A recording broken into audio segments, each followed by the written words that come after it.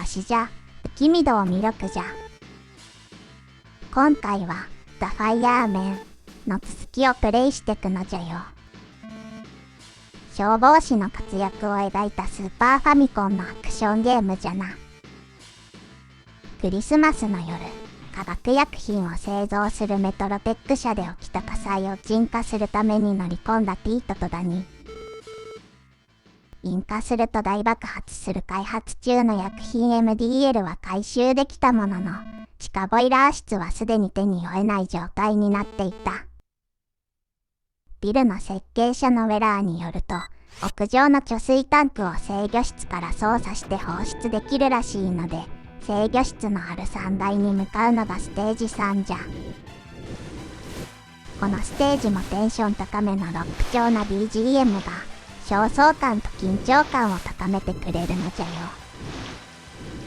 今回も消化率 100% を目指すのじゃよ。前のステージでエレベーターがダメになってしまったので、階段で行くしかないわけじゃな。危機的な状況でのこういう軽口を叩く会話というのはアメリカ映画っぽくて良いな。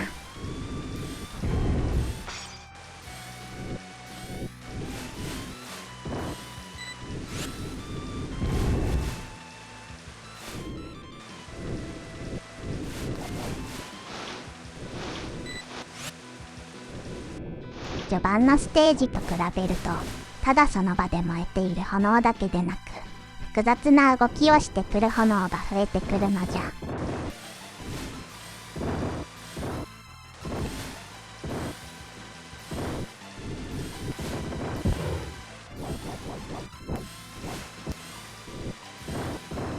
例によって、スーパープレイでも攻略プレイでもないので、まあゆるりとお付き合いいただければ重々じゃ。ネタバレもありなので、未プレイの人はそのつもりでな。よ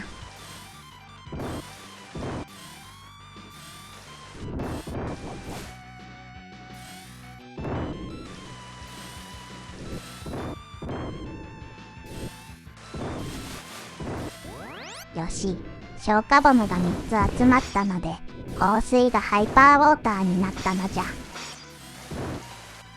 動き回る炎が増えたおかげで、フロアの炎をすべて消すために探し回らないといけないことも多くなったのじゃ。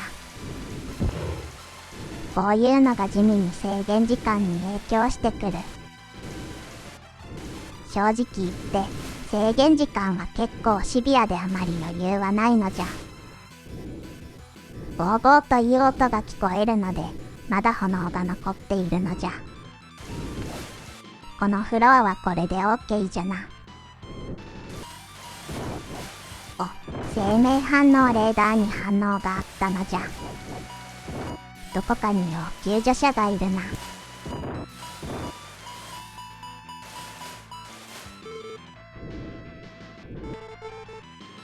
なんと、まだ4階に子供が残っているらしい。翔太くんも助けねば。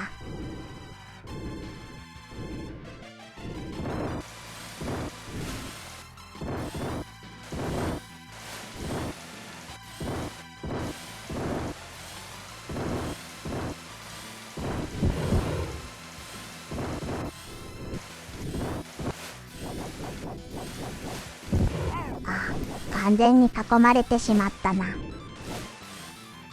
ダメージを受けたので、ハイパーウォーターも終わりじゃ。動き回る炎が増えて、瞬時の判断と操作が求められるのじゃよ。まだゴーゴーという炎が残っている音がするが、一旦は先に進むのじゃ。暴走ロボ系は、ダニーが攻撃してくれた方が破壊しやすいのじゃが、なかなか思うようには動いてくれないのじゃよ。ここは2つ前のフロアからの分岐でも来られるのじゃが、通らなくても先に進めてしまうため、消化漏れの原因になりやすいフロアなのじゃ。よし、音も消えたので消化完了じゃ。一つ前のフロアに戻るのじゃよ。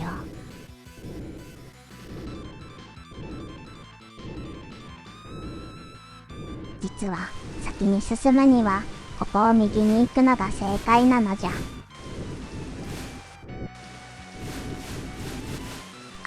ドアを開けてくれるダニーが下で引っかかってるのじゃ。時々あるんじゃよな。しかもさっき下にいたはずなのにワープしたのじゃ。恐るべしダニー。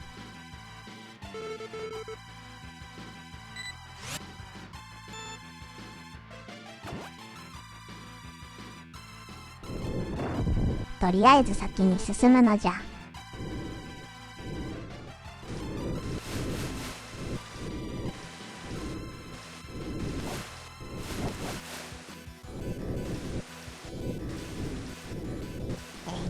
斜め放水はやりにくいのじゃよ。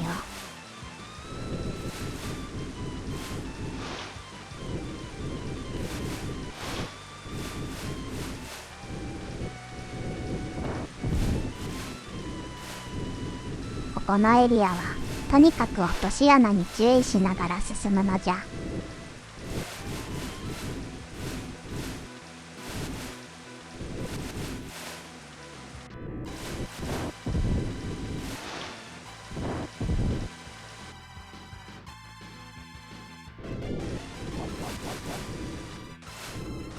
お、このフロアもまだ落とし穴があるんじゃな。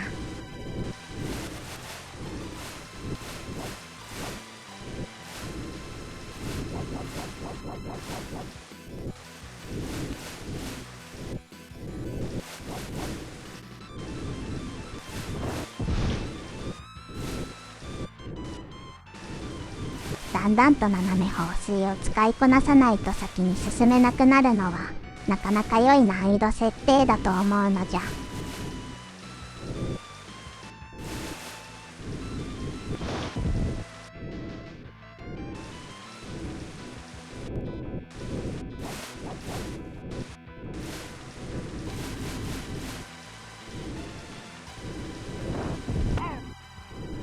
あ、落ちたのじゃ。この向かってくる炎はある程度出現パターンを覚えないと辛いかもしれないな。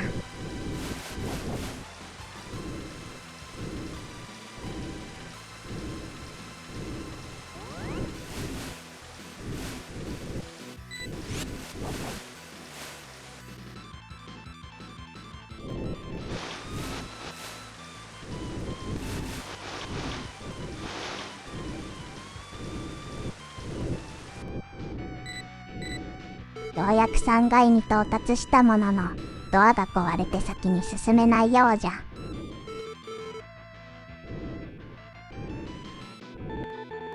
連絡員のミノナからの指示で外から回り込むのじゃ。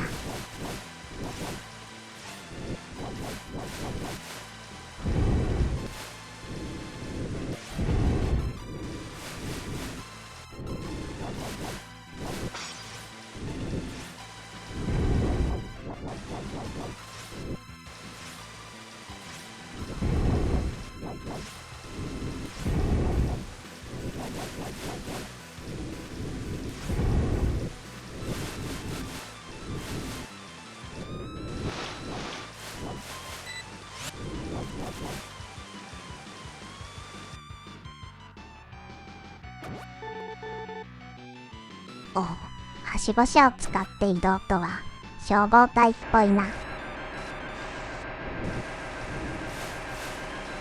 と思ったら周りからは火の粉が降ってきたのじゃ。ここは撃ち落としに行ってもいいが、ダニーのようにひたすら匍匐姿勢で避けるというのも安全策としてはありじゃ。このガラス窓を破壊するときはバックドラフトに注意じゃな。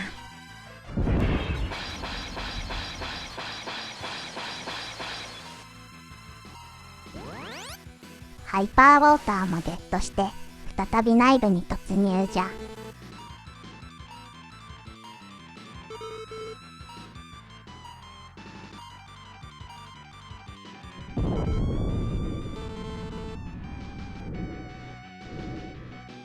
ここがちょうど先ほどドアが壊れて入れなかったフロアじゃな。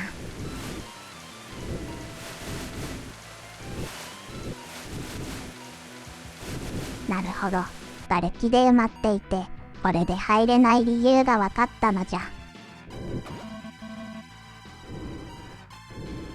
制御室まであと少しじゃが、残り時間も4分を切ったのじゃ。そして近くに要救助者もいるようじゃ。狭いところに炎が集中して先に進めないのじゃ。小さい炎を飛ばしてくるあの大きな炎の塊が厄介じゃな。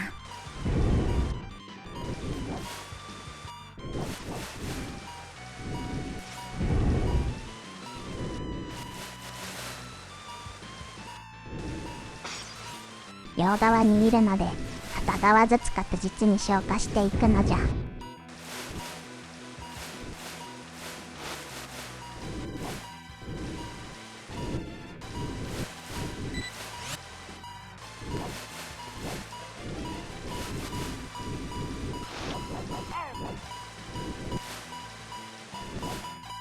要救助者も発見じゃ。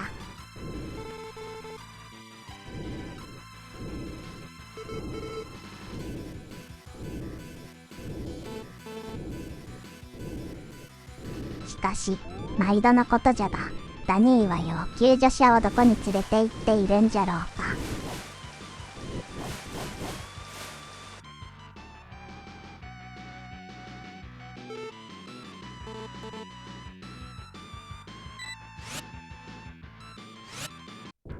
先ほどの要救助者が言っていた暴走したセキュリティロボとはこれのことか。しかもこれがステージ3のボス戦じゃ。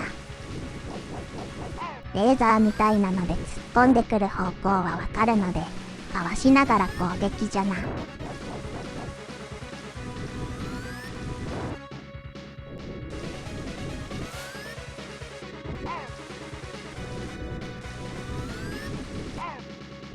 かってはいるのじゃが、ダメージを食らいまくってしまうのじゃよ。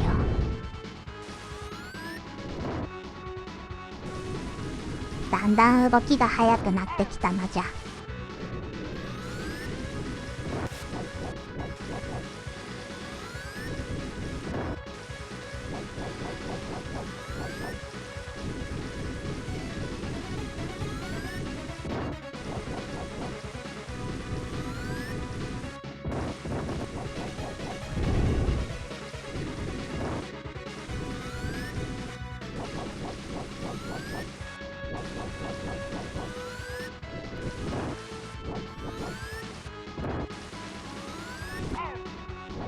次に食らったら終わりじゃな。まだ終わらないのか。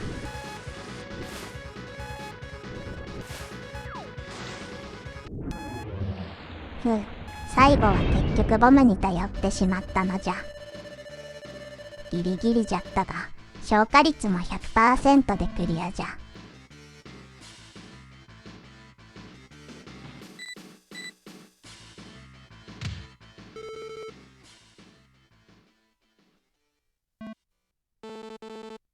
わざわざ苦労して制御室まで来たのに壊れて使えないとはがっくりじゃな。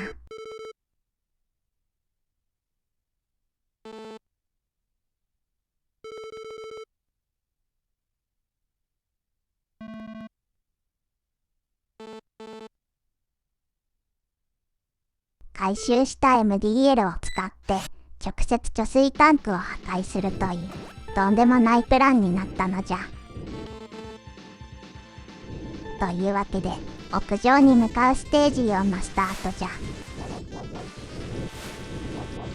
このステージにも下放水でしか消せない低い炎をばらまいてくる炎が登場する。この炎自体はそれほどスピードも速くはなく耐久力もないのじゃが、残った低い炎が進路の邪魔をするので、いちいち下放水で消火しないといけないのが面倒なのじゃ。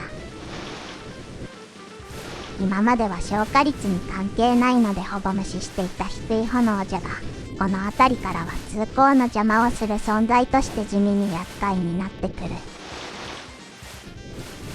こういう作業で結構時間を食ってしまうのじゃよ。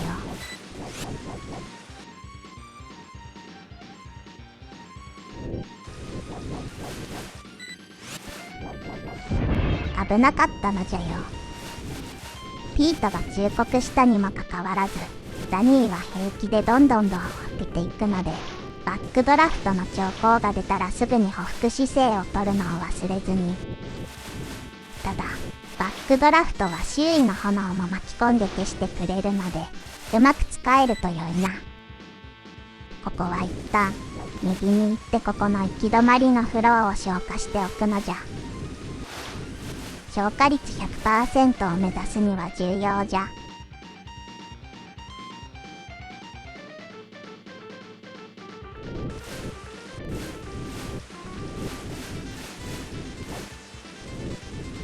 ここは時々火の粉が飛んでくるのが面倒じゃな。あ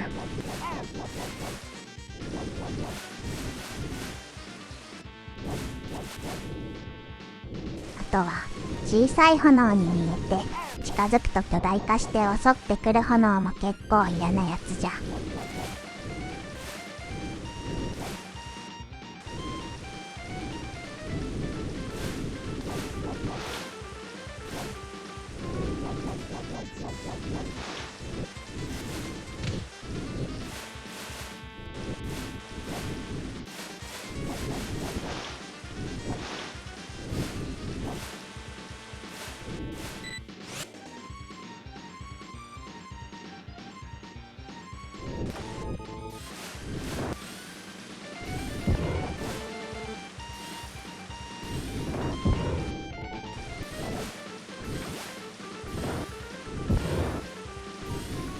かすかに要救助者のレーダーが反応しているのじゃ。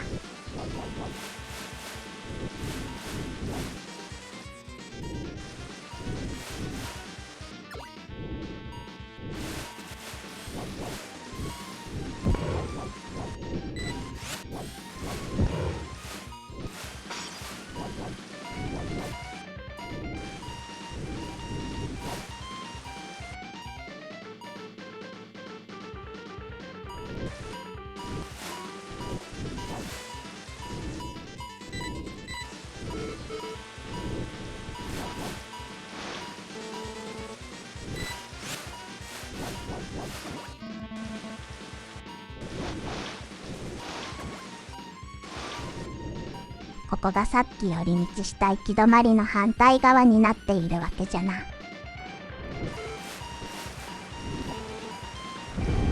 雨が降っている割には全く炎が弱まっていないのじゃよ。落とし穴に火の粉、炎と今までに出てきたいろいろなタイプの障害が重なることで難易度が上がっていく。一つ一つの対処法は分かっているわけなので、プレイヤーにとっては納得感のある上がり方じゃな。本作の素晴らしいところは、消化というアイデアをこのようにうまくアクションゲームとして消化していることなんじゃよ。シャレではないのじゃよ。本作のゲームデザインを手掛けた石塚太一氏は、後にハードラックなど引き続き消防士をモチーフにしたゲームを手掛けている。消防士として炎と戦う人命救助にドラマ性を加えるというアイデアは、この後もたくさんのフォロワーとなるゲームを生んでいて、他メーカーの作品じゃが、バーニングレンジャーなどが有名じゃ。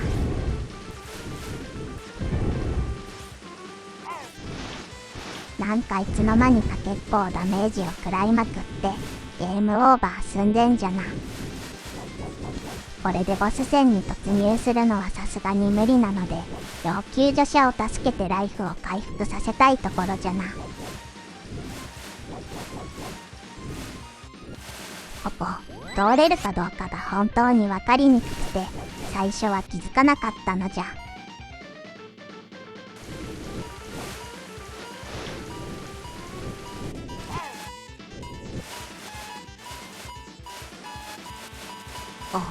ライフ回復じゃなくて要救助者発見じゃ。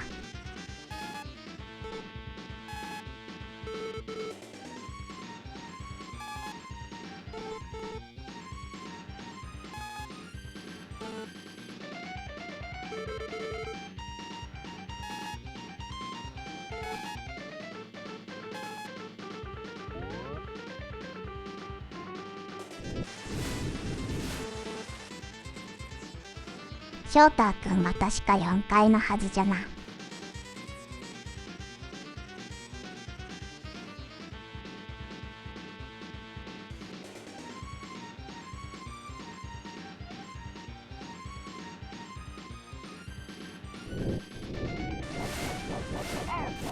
ここからが4階じゃ。なんとか翔太くんも見つけたいところじゃな。この低い炎をばらまいてくるやつが本当に地味に嫌なんじゃよ。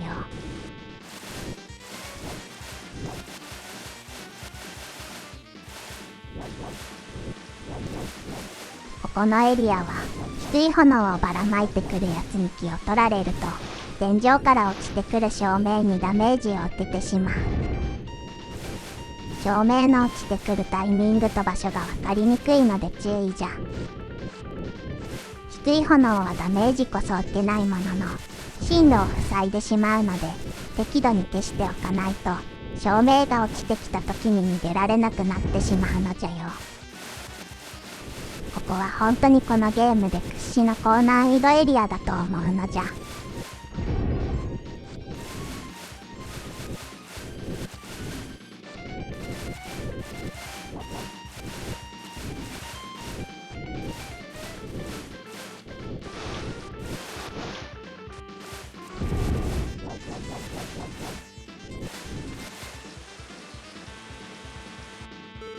そしてようやく乗り越えたところでボス戦といいハードさ。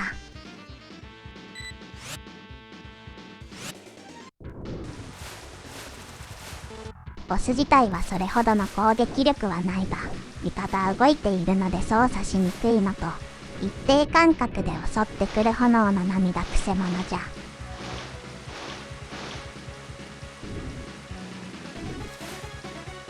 炎の波は匍匐姿勢で避けるしかない。